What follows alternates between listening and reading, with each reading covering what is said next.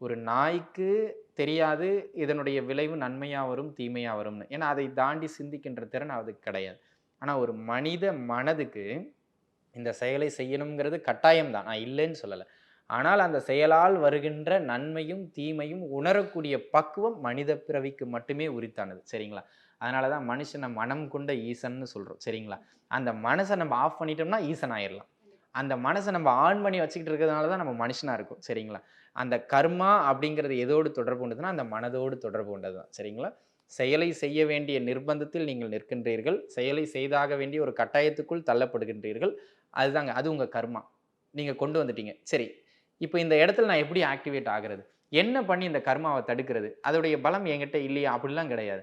உங்ககிட்ட இருக்கிற மிகப்பெரிய ஆற்றல் உங்களுடைய மனம். இத நீங்க கடமையாக ஏற்று செய்கின்றீர்கள் என்றால், கர்மாவின் பாகமாக நீங்கள் மாற மாட்டீர்கள். இப்ப இந்த ஒரு வார்த்தை யாருக்குமே புரியாது. சரிங்களா? இப்ப இதுல லாஜிக் என்ன அப்படின்னு கேட்டீங்கன்னா, தீமையை செய்ய வேண்டிய ஒரு சூழ்நிலைக்கு வந்துட்டீங்க. அங்க தாங்க நம்ம மனசுக்குன்னு சில பாவம் இருக்கு.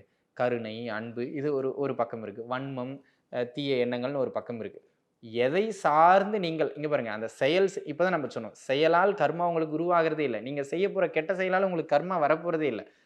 கெட்ட செயலை செய்கிறது தான் உங்க ஜாதகத்துடைய கமெண்ட்டே தவிர, அதோடு நீங்க என்ன பந்தம் வச்சிருக்கீங்கங்கிறது உங்க மனச பொறுத்தது. இந்த லாஜிக் உங்களுக்கு புரியுதான்னு பாருங்க.